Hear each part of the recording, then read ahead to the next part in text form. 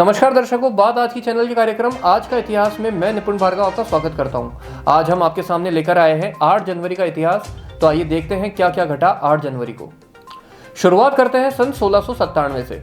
8 जनवरी 1697 को ब्रिटेन में आखिरी बार ईश निंदा के आरोप के लिए मृत्युदंड दिया गया था।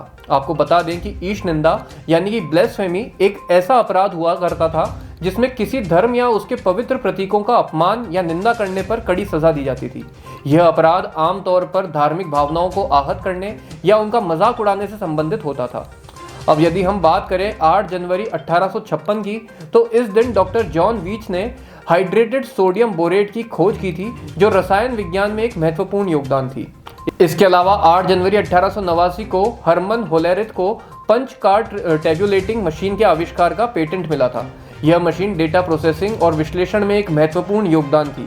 इस मशीन ने डेटा को तेजी से और सटीकता से प्रोसेस करने की क्षमता प्रदान की और आधुनिक कंप्यूटर के विकास में महत्वपूर्ण भूमिका निभाई। अब यदि हम बात करें 8 जनवरी 1929 की, तो इस दिन नीदरलैंड्स और वेस्ट इंडीज के बीच पहला टेलीफोन संपर्क स्थापित हुआ था। यह घटना दुनिया भर में संचार क्रांति की शुरुआत थी। इस संपर्क ने दो देशों के बीच संचार को आसान और तेज बनाया और व्यापार, शिक्षा और संस्कृति के क्षेत्र में सहयोग को बढ़ावा दिया। अब बात करते हैं 8 जनवरी 1971 की।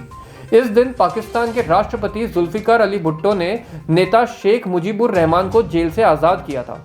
शेख मुजीबुर रहमान बांग्लादेश के स्वतंत्रता संग्राम के नेता थे और उनकी रिहाई ने बांग्लादेश की स्वतंत्रता की लड़ाई को और मजबूती प्रदान की थी।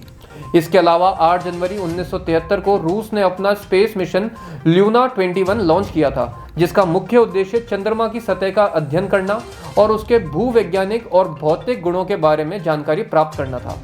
अब बात करें प्रसिद्ध व्यक्तियों के जन्म की, तो आज ही के दिन 1942 को प्रसिद्ध भौतिक विज्ञानी, गणितज्ञ और लेखक स्टीफन हॉकिंग का जन्म हुआ था।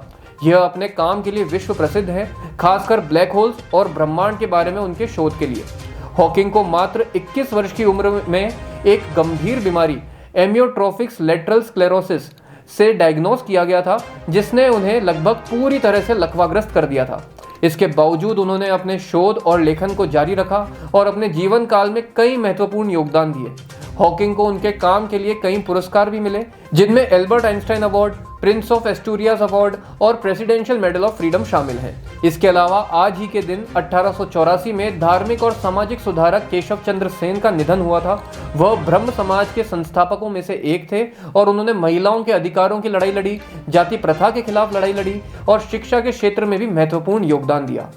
तो दर्शकों, ये थी 8 जनवरी से जुड़ी कुछ महत्वपूर्ण जानकारियां। कल फिर आपके समक्ष पेश होंगे, तब तक के लिए आज्ञा दीजिए। नमस्कार।